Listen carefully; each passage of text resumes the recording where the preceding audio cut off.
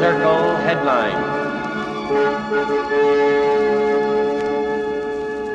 I'm Tom Davis. Twin Circle Headline is a discussion of the major issues of the day. Our commentator is Father Daniel Lyons, internationally known author and journalist. Father Lyons, there are hundreds of thousands of people in this country who every day proclaim that they are for peace, and there are also large numbers of people who call themselves pacifists. What's the difference? Well, a pacifist is a man who values peace more than he values freedom. He values peace more than he values justice. His real slogan for achieving peace is surrender. You see these slogans on cars sometimes, a kind of a hippie slogan, suppose they gave a war and nobody came. The real slogan should be, suppose they gave a war, suppose an enemy attacked us and nobody would defend us. And we were conquered. This is not quite so pleasant. Are you but saying it's realistic. Are you saying that the pacifist, therefore, isn't realistic? Well, the pacifist may not have a sense of values. He really wants peace more than he wants his freedom. He's complete contradiction to Patrick Henry's remark, give us liberty or give us death. In other words, he doesn't want to defend himself. And I've often said, on 100 campuses, I've said to a pacifist, what would you do if you were a policeman? And they're invariably as I would not be a policeman. And I say, well, you should thank God that somebody will defend you and your mother or your children because you won't defend yourself. Will the pacifist face the realistic problem of having to defend his property or his family? Lots of times they won't, and that's the real answer. No, I wouldn't be a policeman. That's his way out. He cops out on the thing. He won't face reality. Or he kids himself that living under communism is not so bad. I remember reading in Time magazine, Tom, just 2 months before the invasion of Czechoslovakia, they had all the riots in Paris in June of '68, and the reporters for Time were interviewing some of the intellectuals there in Paris. They said, we realize our country may fall. These are the worst strikes we've ever had. It may succumb to a communist regime because the largest party in France was communist, and it still is. And they said, however, it would be a free type of communism like they have in Czechoslovakia. Father, we've always had conscientious objectors in this country, pacifists and so forth, but never on the scale that we have them today. Why do we have so much of it now? The only reason, Tom, is that the enemy, the communist world, has an enormous propaganda machine. Now, in the 30s, when I was in high school, there were pacifist movements in the United States, and the money was traced to Tokyo. And Tokyo was before Hitler came to power, Tokyo was the biggest aggressor in the world. They had conquered Formosa years back. They had conquered Korea. They had conquered a lot of China. They were really out to conquer that half of the world. And they were the ones who were financing the pacifist movement in the United States so that we would not be willing to defend the countries they wanted to conquer. Father, would you comment on an organization like the American Friends Service Committee? Well, the American Friends Service Committee follows pretty closely the line of Hanoi. It has all kinds of reasons, or excuses, if you want to call them that, of why we should get out of Vietnam, why we should surrender, why South Vietnam is corrupt, or why South Vietnam shouldn't be kept free.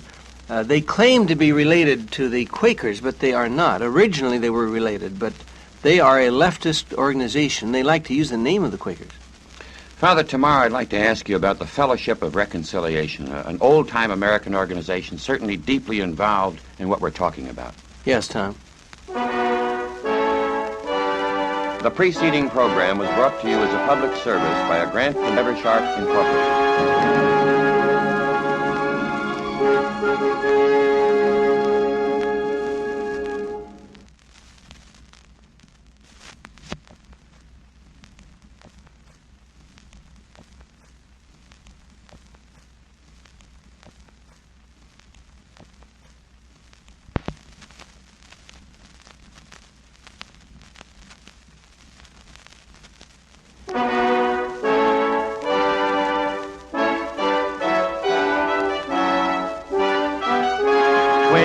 Circle Headline.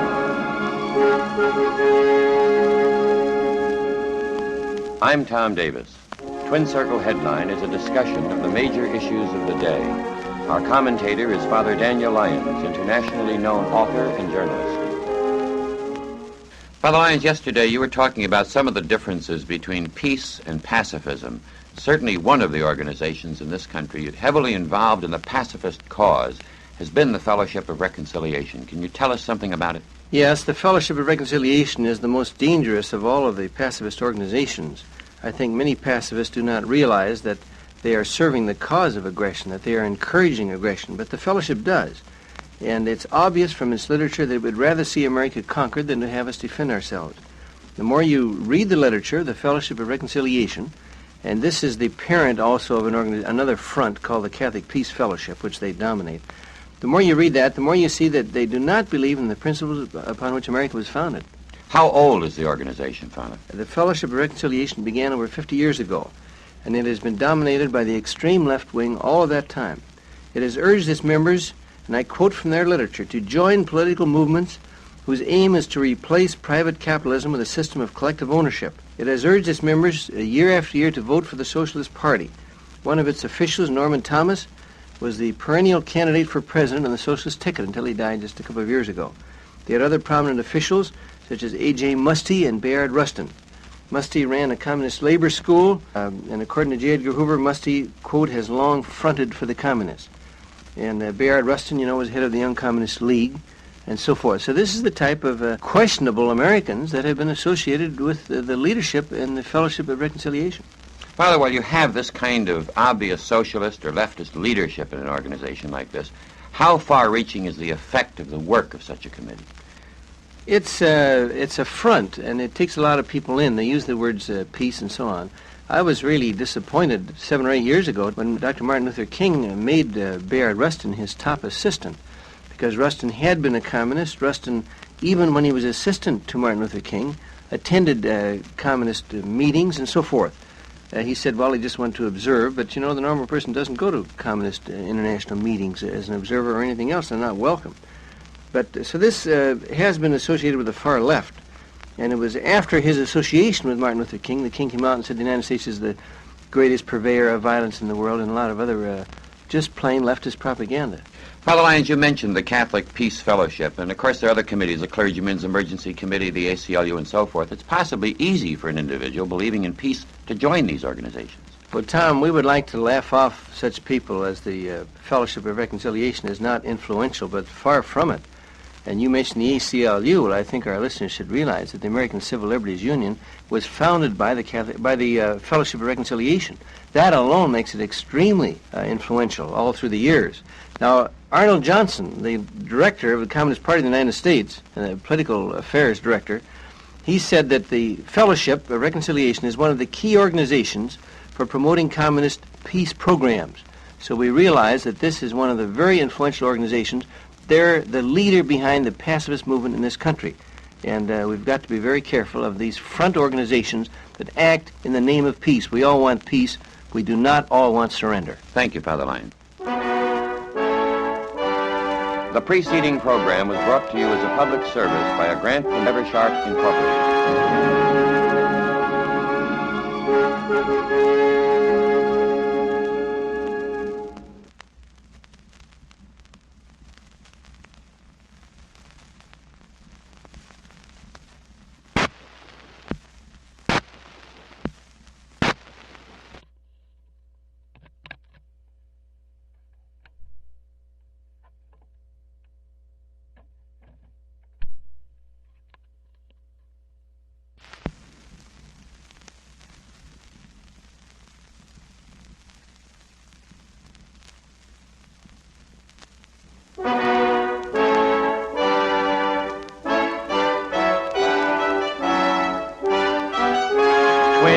Circle Headline. I'm Tom Davis. Twin Circle Headline is a discussion of the major issues of the day. Our commentator is Father Daniel Lyons, internationally known author and journalist. Father Lyons, I think our listeners would be interested in knowing that Twin Circle is responsible for sending a group of wives of American prisoners of war in Vietnam around the world to try and learn more information about their husbands and their families. They're back now. What report can you give us? Well, they stirred up quite a lot of activity in various countries, in Moscow and Laos and so on. They embarrassed the North Vietnamese government when they appeared before their representatives in Paris and in Laos and Cambodia. And they accomplished quite a little, but one of the shocking things about their trip, they met Senator Eugene McCarthy in Moscow, And they said, Senator McCarthy, you have just been in to meet with Mr. Kosygin, and you have an appointment with him again tomorrow. Will you please intercede for us and say something about the prisoners of war to Mr. Kosygin? And Senator McCarthy came out with the astonishing remark. He said, I am concerned about the prisoners of war, but he said, I am equally concerned about the draft dodgers and the deserters. And you can imagine how the wives of these men felt. They didn't even want their heroic husbands mentioned in the same sentence as the draft dodgers and the deserters, the disloyal Americans who will not stand up to defend their country against aggression. And it shows what a confused mind you meet in this liberal thinking of people like Senator McCarthy. What a catastrophe it would have been if a man like that were elected to the top job in this country. Here he was a candidate for president and make remarks like that. And he was not willing to say one word to Kosygin. No wonder Kosygin would talk to him, because he wouldn't say anything about defending the rights of our people. Father, possibly never before in American history have American fighting men been treated so badly, or even has so little information been able to be obtained about them and whether they're alive and can they communicate with their families. It shows we're up against a savage, vicious enemy in Hanoi, backed by Moscow and Peking. You know, I'm proud of the longshoremen in the east coast of the United States, headquartered in New York. For several years, they have refused on their own. They said, we will not load a Russian ship. We will not even let an American a passenger ship from Russia come here. And finally now they have gotten active in the prisoner of war issue. And they have notified Moscow that for every ship they unload for Russia, there must be 5 prisoners of war released. And this is the agreement. And of course Russia hasn't acted yet. But it's putting the tail on the donkey, namely Moscow. They're not pretending, like so many of our weak diplomats in the State Department, that Moscow is not connected with the war. The longshoremen think straighter than a lot of our diplomats, and they realize, as everybody should, the war wouldn't last 1 month without Moscow. And here in the past 7 or 8 years, we have several times sent emissaries from Washington to Moscow asking them to use their influence with Hanoi, whereas actually Moscow could stop the war. It doesn't need to intercede with Hanoi. It could just stop sending supplies. Moscow's the lifeblood of this war. The longshoremen know it. I just wish our diplomats knew it. Father Lyons, how much do the families really know about their husbands and sons who are in communist prisons? Well, Tom, I'll tell you one thing. They know if their husband or their son is missing. 1,460 Americans are missing in Vietnam, but only 462 are known to be prisoners of war. I'd like to go into this tomorrow. Father, it's of vital importance to many people here, and I'm sure that our audience would want to hear more about it. The preceding program was brought to you as a public service by a grant from Eversharp Incorporated.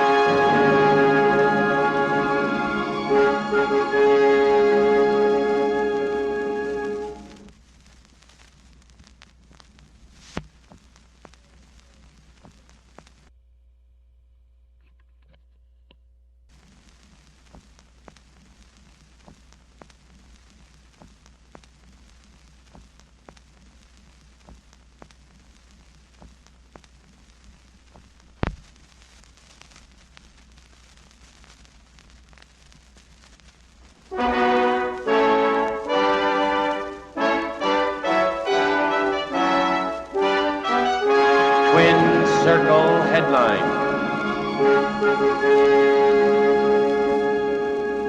I'm Tom Davis. Twin Circle Headline is a discussion of the major issues of the day. Our commentator is Father Daniel Lyons, internationally known author and journalist.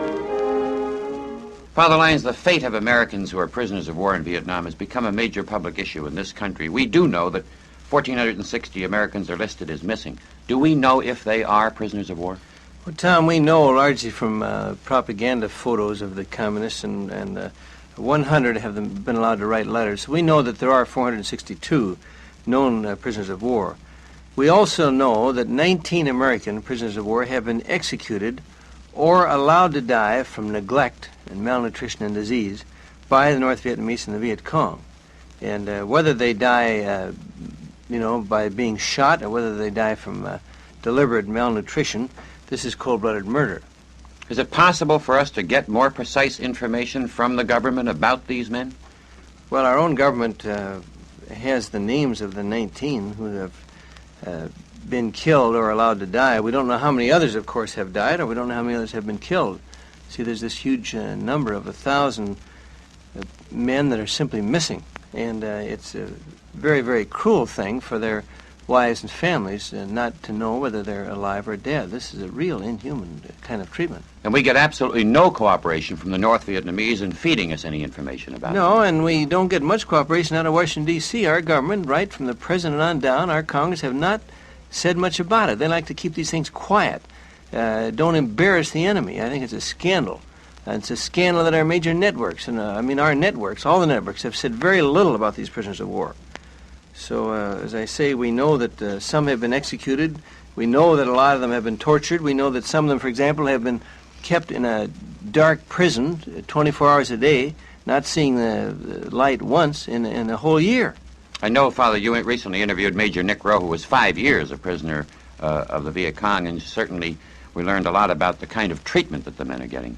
Yes, the Defense Department has pointed out how some prisoners of war have been beheaded, some have been clubbed to death by the Viet Cong and by Hanoi. One prisoner who recently escaped from a communist prison, he said that all the other Americans in the camp either had dysentery or they had parasite infections of one kind or another, so they're all suffering from disease. Father, as you pointed out, neither the Johnson nor the Nixon administration seem to have taken a very vigorous position or has strongly protested. Why can't we do something about getting the men out? Tom, as long as you adopt the liberal line that we're building détente with Moscow, then you're supposed to never do anything to embarrass the communists. And that's why these things happen. We know, for example, in other instances, we know about American captives who have been taken in chains from village to village, placed on exhibition, in one case before an abandoned church, and then they were shot to death. Well, if our government's going to tolerate that, then that's what we can expect to happen to our men. Father, what's the effect on the Hanoi government of our apparent unwillingness to demand the release of these men? Well, the failure of both the Nixon and the former Johnson administrations to protest this abuse of our men encourages Hanoi to believe that they have nothing to fear from the U.S. in their treatment of American prisoners, that they can kill our prisoners, they can abuse them, they can torture them, and do this without impunity or any fear of retaliation. Thank you very much, Father. The preceding program was brought to you as a public service by a grant from Eversharp Incorporated.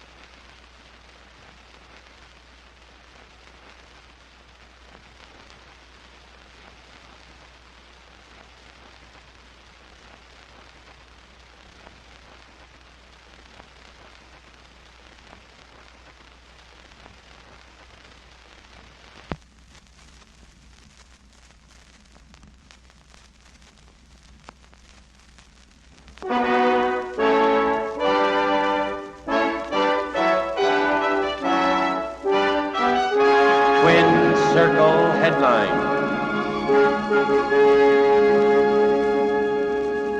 I'm Tom Davis. Twin Circle Headline is a discussion of the major issues of the day. Our commentator is Father Daniel Lyons, internationally known author and journalist. Father Lyons, the United States government has so far failed to effectively bring about the release of American prisoners in Vietnam, and we now have private individuals and private groups in this country trying to do something about it. Well, it takes private groups to push our Congress into doing something, to push the president into doing something. And a man like Ross Perot in Texas has done more than our whole government has done, because he's taken a whole load of prisoners of war wives over to Laos, and he's embarrassed the Laotian government. He's taken them to Paris and so on. Why our government hasn't done something, I'll never know. But people should demand from their congressmen that they do something. Ross Perot, that you mentioned, Father, is responsible now for getting some specific information as to the names of some of the prisoners, is he not? Yes, they have gotten the names of some. Even then, Hanoi does it as a means of propaganda. They have brought in some of our most notorious leftists and pacifists over there. Father Dan Berrigan, who's always been pro-red in his thinking, he was one. David Dellinger, this convicted homosexual who was the oldest, he's a communist. from the trial in Chicago. These people were brought over to Hanoi to take the prisoners back. And, you know, these people would come back and say that the prisoners are treated wonderfully well, and the men would be just skin and bones. And then you'd say to people like Dellinger, this Father Dan Berrigan, whom I'm ashamed of, he's a disgrace to his religion. But you'd say to them, well, did you see any prison camps? They didn't see one. Not one, but then they'd tell you they're treated very well. So they're liars, that's all they are, and they're playing the enemy's game. They're just then mouthing propaganda fed to them by the North Vietnamese. Yeah, sure, and they just lie, and as I say, they don't know what they're talking about, but they swallow the propaganda. Father, come back to what the individual American who is concerned about the fate of these men can actually do. What can he really do? Well, the individual American can do a lot by writing to congressmen, by writing to the North Vietnamese government in Paris, and in places like Laos, by writing to the Swedish government, the Prime Minister of Sweden, who now wants to come over to the United States and expects to get a good reception. He's supporting Hanoi. I hope that thousands of people will turn out to picket him. If we turn out against Pompidou, we certainly ought to turn out against a leader of a nation that's financing Hanoi. They just loaned $41 million to the Hanoi government. But by writing to these people, we can force them to mention it to their great friends on the communist side. Can we expect any action, positive action, to come from organizations like the Red Cross or even the United Nations? Well, the United Nations is made up of half communist countries, and therefore the United Nations never lifts a finger when the communists commit these atrocities. The United Nations is absolutely helpless. They simply won't take any action against the communist atrocities, and that's all there is to it. The UN would be just as well now, if we would face it, the UN could be shut down and take the $400 or $500 million that's used in that pillar of jello on the Hudson, the East River. That money could well be spent taking care of poor people around the world. Tragically but true, Father, what you're saying is that the individual American citizen is going to have to force his own government into doing something about the problem. Yes, that's true. Thank you very much, Father. The preceding program was brought to you as a public service by a grant from Eversharp Incorporated.